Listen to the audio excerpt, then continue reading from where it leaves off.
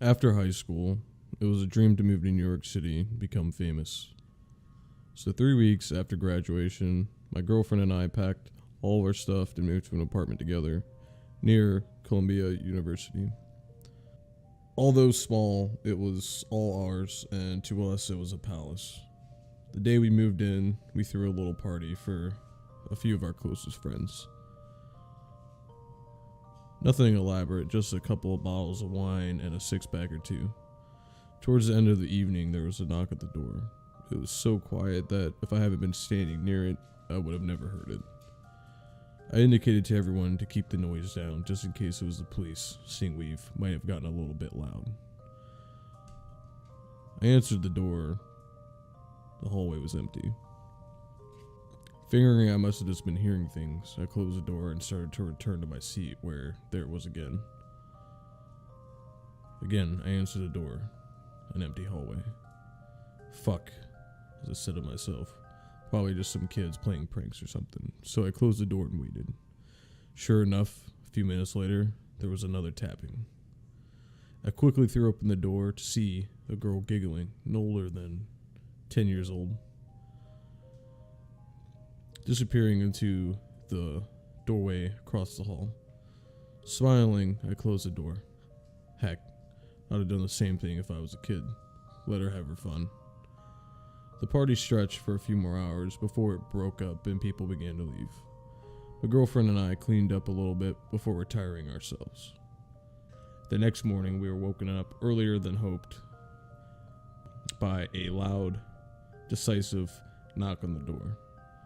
I got up, threw on a bathrobe, and prepared myself to confront whoever it was knocking so intensely at my door. It was a woman, perhaps 30 years old. She looked sad. I'm sorry to bother you. I was just wondering if I could borrow your cell phone so I could call a taxi. I'm really late for work. Oh, I live across the hall from you. I think I muttered sure or something, but let's be honest here. I had a lot to drink, it was early, and no coffee was available. I handed her my cell phone. She made the arrangements needed, and she gave it back with a thank you. I knew she was in a hurry because she was already halfway back to her apartment, but I decided to tell her about what her child had done the night before.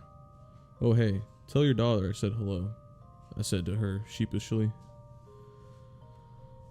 She stopped and slowly turned back to look at me. She had this coldness about her as she stared at me, or possibly through me. What did you say? She asked. I'm sorry, I don't want to get anyone in trouble, but your daughter. I started to explain what had happened, but she wasn't having it. She came right up to me, perhaps an inch from my face, and said something I'll never forget. I don't have a daughter. Serious? I swear, this girl was about 10 years old and she went into your apartment last night. This is where it got creepy enough to make me want to move out of my dream apartment. You're mistaken. My daughter died 3 years ago.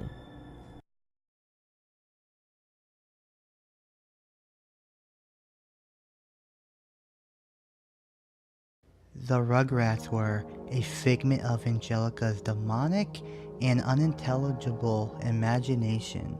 Chucky died in 1986 along with his mother. That's why Chaz is a nervous wreck all of the time. Tommy was born in 1988, but he was a stillborn. That's why Stu is constantly in the basement making toys for the son who never had the chance to live. The DeVilles had an abortion in 1999.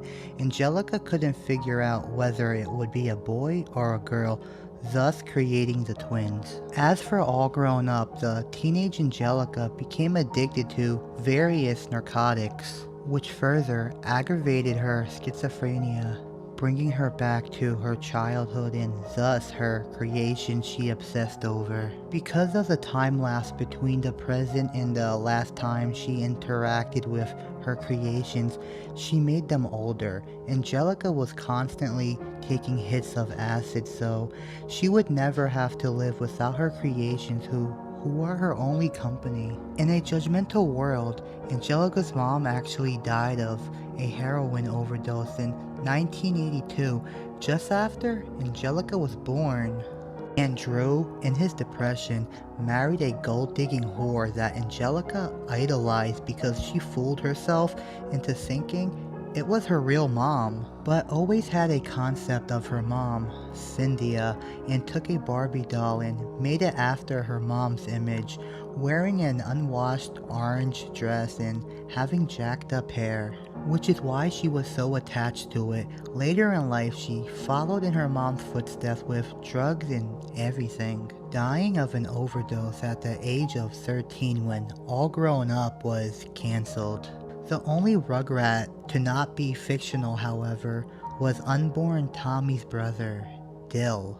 However, Angelica didn't know the difference between Dill and her creations. Although Dill didn't follow her commands, after endless crying and a refusal to disappear like the others did when Angelica was angry with them, she hit him. Due to this, he sustained a brain hemorrhage which resulted in a disformation. As he grew up, his damage only became more evident, and by the time he was 9 and all grown up, he lived as an outcast, being ridiculed for his weirdness and retardation.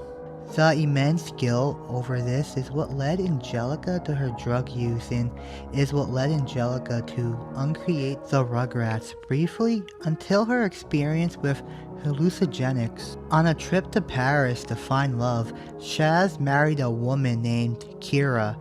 He was actually going to marry a different woman named Coco, but she just wanted him for his money, who had a daughter named Kimmy that was torn from her because she was a cocaine addict. Angelica imagined her from Kira's stories. Chaz lost his mind after the death of his wife and was in denial that she was ever a prostitute. Upon return to America, Chaz and Kira married and she got her green card. It was actually a really happy and romantic story. Kira continually struggled with addiction, but was relatively happy with her life in Chaz.